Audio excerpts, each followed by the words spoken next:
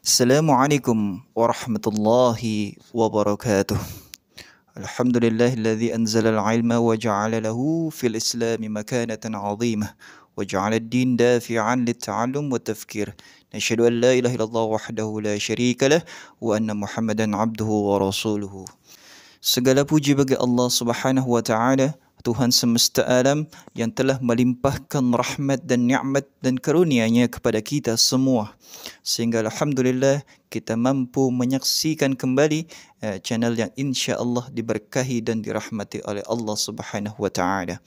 Salawat serta salam semoga senantiasa tercurahkan kepada junjungan Nabi besar Muhammad sallallahu alaihi wasallam, seorang teladan sejati di dalam seluruh aspek kehidupan beserta keluarga, sahabat dan umatnya hingga akhir zaman.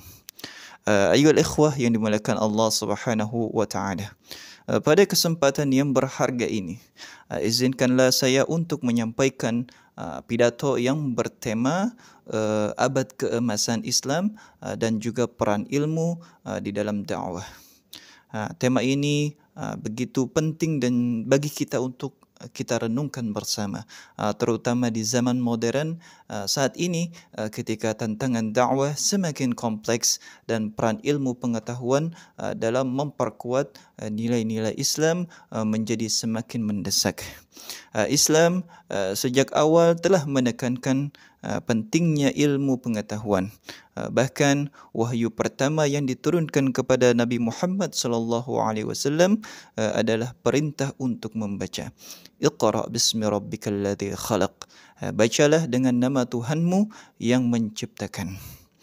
Surah Al-Alaq ayat 1. Ayat ini, ayyuhal ikhwah, menjadi simbol bahawa Islam adalah agama yang mendorong umatnya untuk terus-menerus belajar, memahami dan mengamalkan ilmu pengetahuan.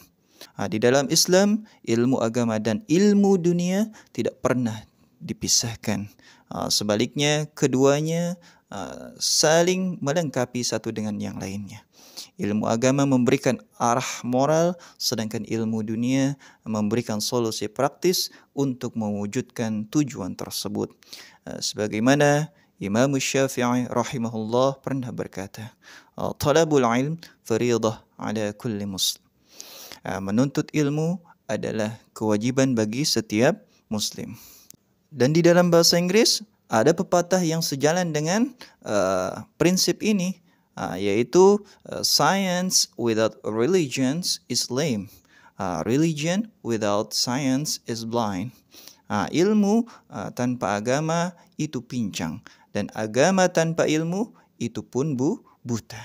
Ayyuhal ikhwah yang dimuliakan Allah, marilah kita renungkan kembali salah satu masa penting, bahkan terpenting di dalam sejarah umat Islam, yaitu abad keemasan atau kita sebut dengan Golden Age of Islam, yang berlangsung dari abad ke-8 hingga abad ke-13 Masehi. Pada masa ini umat Islam menjadi pelopor di berbagai bidang ilmu pengetahuan. Yang pertama, ilmu matematika. Di bidang matematika, Al-Khwarizmi memperkenalkan konsep aljabar yang menjadi dasar daripada matematika modern. Bahkan istilah algebra sendiri itu berdasar dari kitabnya yang berjudul Al-Kitabul Mukhtasar fi Hisabil Jabr wal Muqabalah. Al-Khwarizmi juga memperkenalkan angka Arab yang tentunya menggantikan angka Romawi yang lebih rumit dan memperkenalkan konsep desimal yang lebih mudah untuk digunakan oleh masyarakat. Dan ini menjadi dasar perkembangan ilmu pengetahuan modern, terutama di bidang perhitungan dan juga statistik.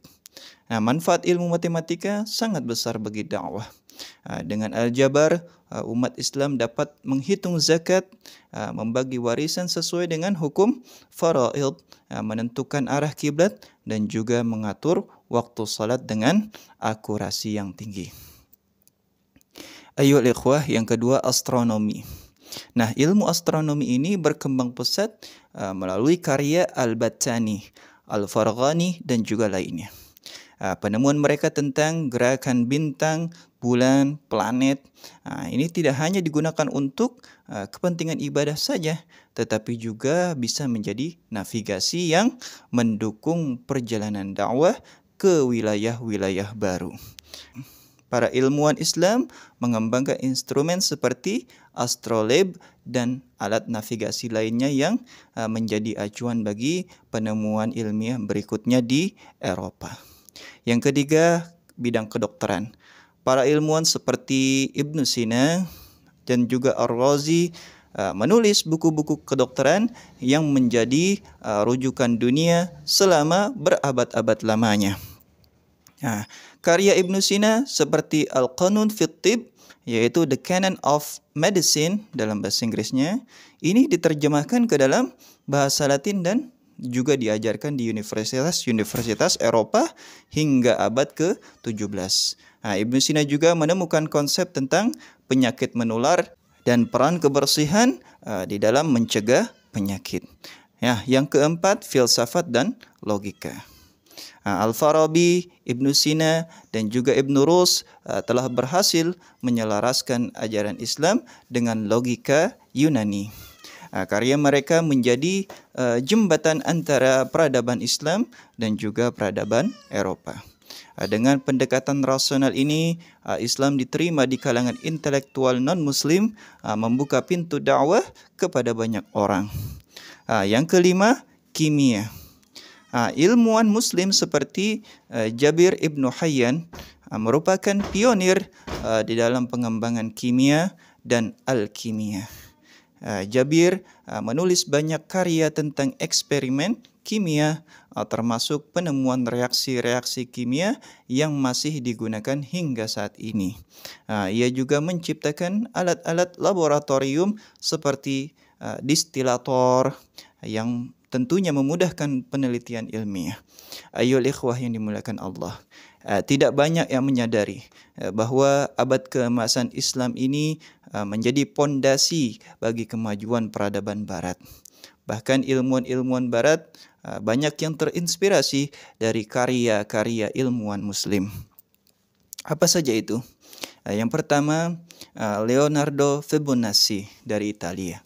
Fibonacci ini seorang matematikawan terkenal di Italia. Beliau dikenal karena mengenalkan konsep angka Arab ke Eropa. Sistem angka yang kita gunakan saat ini yang dikenal dengan sebutan angka Arab pada awalnya diperkenalkan oleh Al-Khwarizmi, yaitu seorang ilmuwan dari abad ke-9. Fibonacci mempelajari dan mengadaptasi sistem ini di dalam bukunya yang terkenal, yaitu Liber Abbasi yang diterbitkan pada tahun 1202.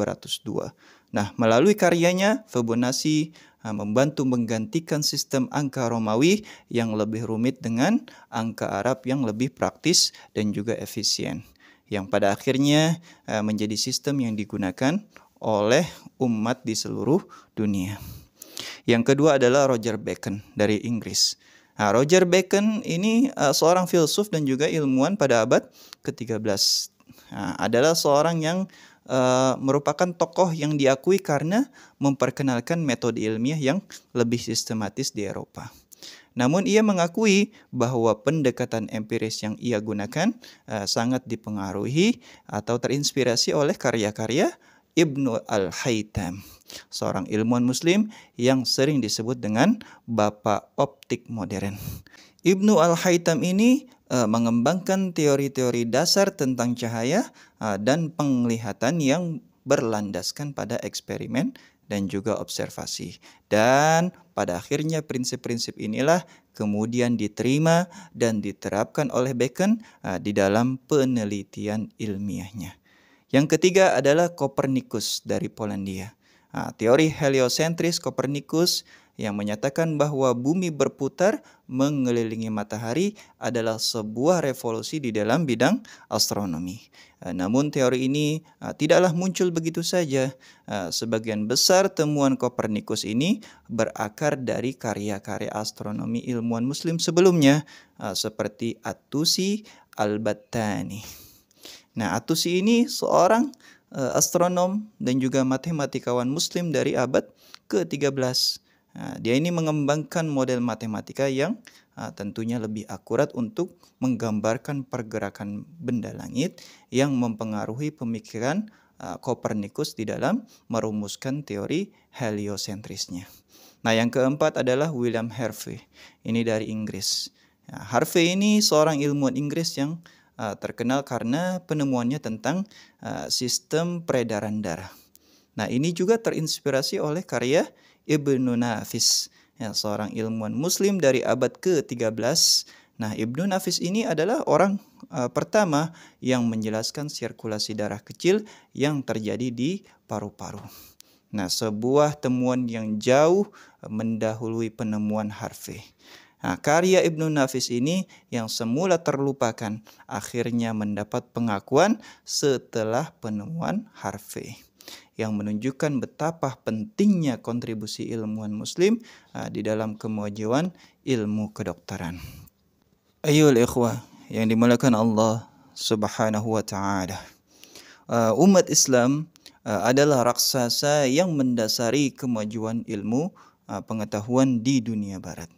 Maka daripada itu ayyuhal ikhwah, di dalam Islam tidak ada istilah pemisahan antara ilmu agama dan ilmu dunia. Kedua jenis ilmu ini saling melengkapi dan sama-sama membawa umat menuju kesejahteraan di dunia dan juga kesejahteraan di akhirat. Sebagaimana yang dikatakan oleh Imamul Ghazali, al-ilmu bila amalin kasyajari bila thamarin. Ilmu tanpa amal bagaikan pohon tanpa buah. Maka daripada itu di dalam bahasa Inggris juga pernah dikatakan faith and reason are the two wings that helps the soul rise to the truth. Iman dan akal adalah dua sayap yang membantu jiwa terbang menuju kebenaran. Oleh karena itu, umat Islam tidak boleh hanya mendalami ilmu agama tanpa memahami ilmu dunia ataupun juga sebaliknya. Keduanya harus kita kuasai untuk menciptakan peradaban yang adil dan juga seimbang. Ayyuhal ikhwah yang dimuliakan Allah Subhanahu wa taala. Melihat kejayaan umat Islam pada masa lalu ini, kita menyadari bahwa salah satu kunci keberhasilan mereka adalah kecintaan terhadap ilmu pengetahuan. Namun, kita juga harus mengakui bahwa Islam saat ini banyak sekali di antara mereka yang melupakan pentingnya belajar sebagai jalan menuju kemuliaan. Nah, sebagai generasi penerus, kita memiliki tanggung jawab yang besar untuk menghidupkan kembali semangat keilmuan tersebut. Seperti yang dikatakan oleh pepatah, seek knowledge from the cradle to the grave. Carilah ilmu dari buayan hingga liang lahat. Ayyuhal ikhwah yang dimuliakan Allah Subhanahu wa taala. Cukup sekian pidato yang bisa saya sampaikan. Semoga ini bisa menjadi inspirasi kita dan menjadi umat Islam yang membanggakan bagi dunia. Hadanallah wa iyyakum ajma'in. Wassalamualaikum warahmatullahi wabarakatuh.